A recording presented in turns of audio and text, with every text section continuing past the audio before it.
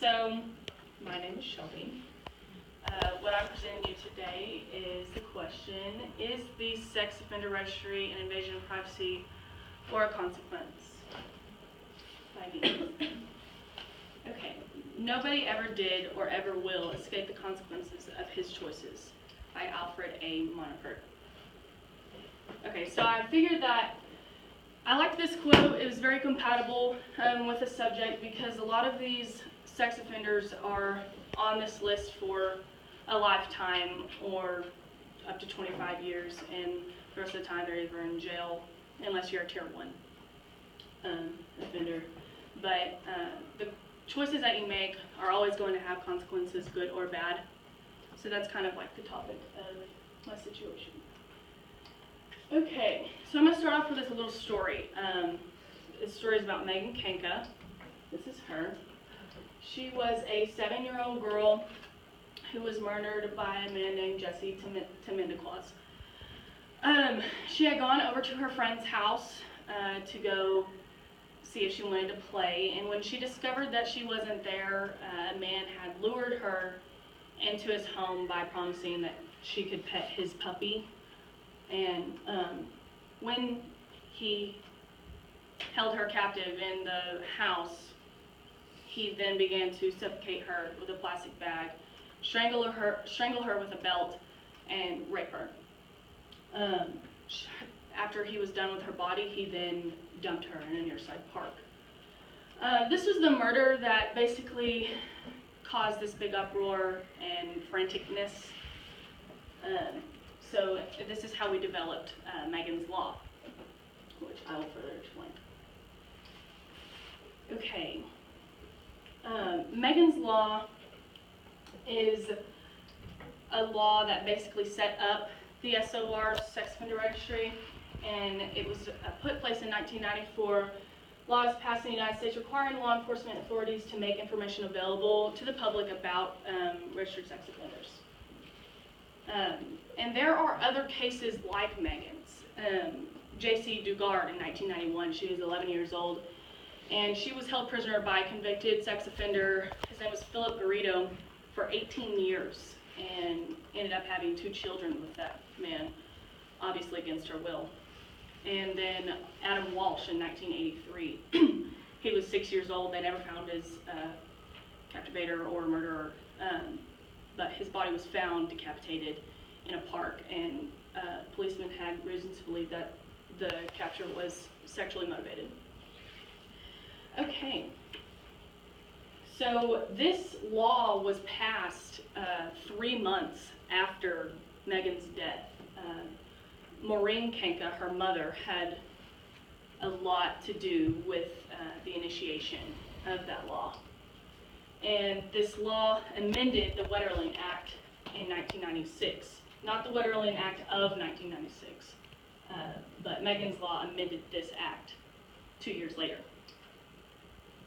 Okay.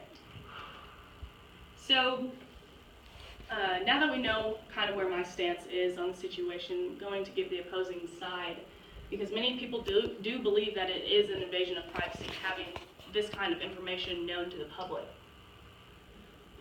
As you can see here, there's even signs placed in some people's yard if they are, usually you see this with tier 3, and I'll get into the tiers a little bit later, I'll explain that. But tier 3 registered sex offenders usually will have a sign placed in their yard. In some states, that's a requirement that is notifying the public that, hey, this is where a registered sex offender lives. Okay, so the question comes into play when we have a tier 1 sex offender where, you know, they get put on the registry for something as little as public indecency or, you know, consensual sex with a minor. So it is an issue, and when we have a tier 2 or tier 3, the address and the name is publicly announced to the community in which they reside, or even to the nation. So it could become a dangerous situation when, you know, say a tier 2 registered sex offender, that address is given to some crazy, you know, wants to do justice for the raped children of America, and essentially vandalizes him or his home. So that's why this is a question. Okay, so now we're going to go over the sex offender classification. This is when the tiers come in.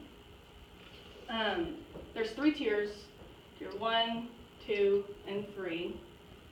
Tier 1 is considered a low-risk offender, and they're put on the registry for 15 years. If they keep a clean record, they can reduce that down to 10. Only police notification is required, so which is yearly. They check in yearly with the law enforcement agency that is nearest to them. They go in and they have their picture taken, and then their name is placed on the registry. They will give their address to the police, but their appearance in the community in which they reside is not publicly notified. When you have a tier 2 or tier 3, the policemen will personally go to the houses around it and say, hey, this is a picture of the man, they're a convicted sex offender, they're living right over here. That is considered public notification, but however, tier 1 is only police notified. So they don't have to announce their arrival. Okay, tier 2 is considered moderate risk. Their name is put on the registry for 25 years on good behavior. They can get reduced that down to 15. Their name and address is provided to the community. So a registered 2 sex offender moves into Golden Acres.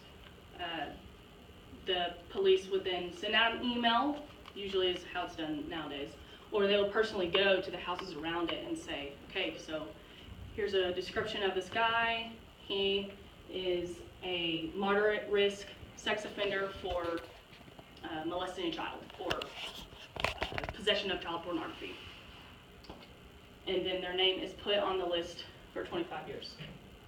And their check-in with law enforcement agency is every 6 months, opposed to yearly. Tier 2 offenders are considered most likely to reoffend. This is like taking a bite of cake for them and not finishing the piece. That's why they're considered most likely to reoffend. Okay, so tier 3 is considered high risk. So these are your most dangerous predators. Their name and address is provided nationally. So once they are considered a tier 3 sex offender, their name goes on the NSOR, the National Sex Offender Registry. Their check-in is every 3 months. Example of these offenses, starting with tier 3, this would be like kidnapping with intent to sexually abuse, sexual contact towards a minor, or conspiracy to commit any of these. So it's more on your cases like Megan Kanka's. Tier 2 is possession of child pornography, sex trafficking, enticement, anything of that nature. And then your tier 1 is kind of like consensual, more along the lines of consensual sex with a minor. Say if an 18-year-old is dating 14, 15-year-old, and you know, everything that he's doing to her is completely fine and dandy with her, but parents find out, they get mad, maybe your parents are a little crazy, you know, they press charges, he's now a convicted sex offender. Okay. So now I'm going to get into the argument to why the registry should remain public. One of the main reasons I believe is public outcry.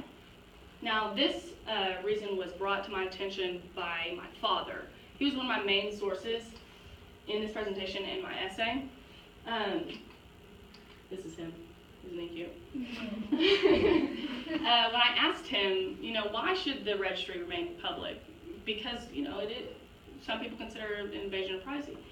He responded with, the vast majority of Americans value the lives and safety of innocent children over the privacy of a person who committed a heinous sexual offense against a child. So basically, if you take this registry away from the public, there's going to be a lot of angry parents, or just people in general, because it seems like a good idea. Nobody really cares about the person who molested their daughter, you know.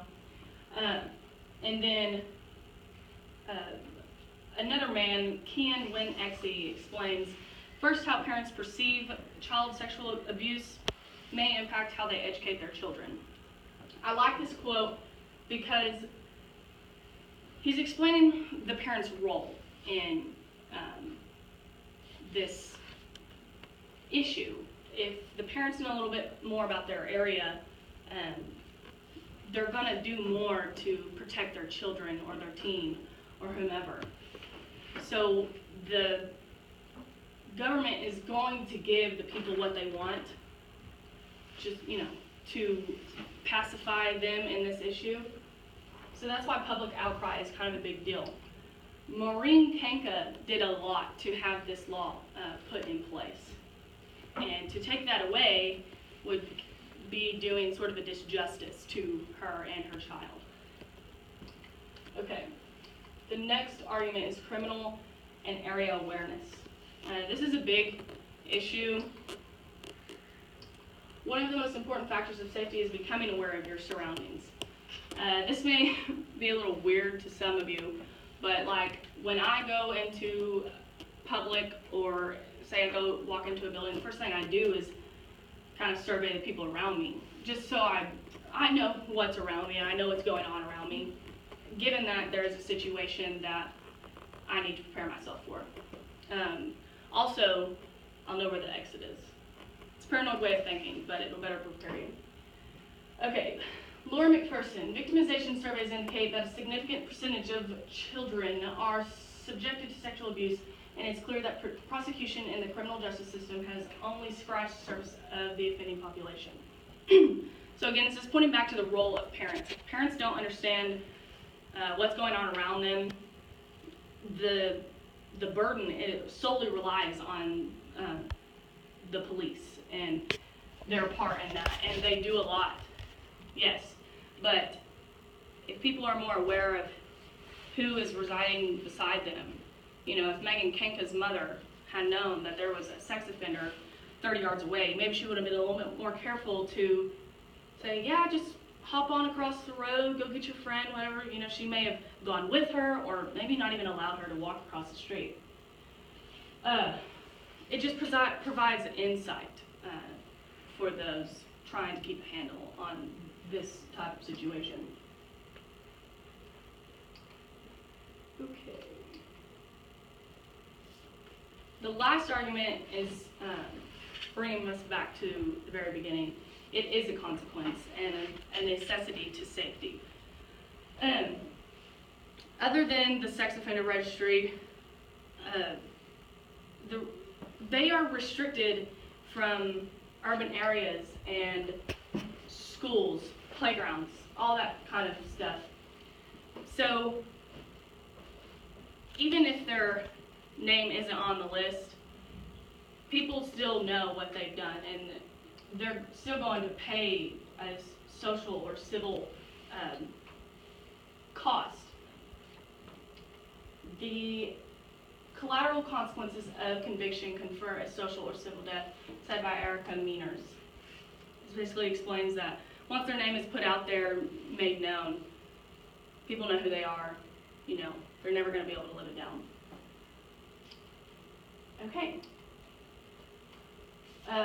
In conclusion, these cases were able to be prevented if maybe there had been a registry, these cases before the registry. Obviously, it still goes on. Obviously, it's still an issue, but it would have lowered the risk of that child being abducted or raped. And last but not least, if you have questions what we talked about, you can contact me via email or Twitter.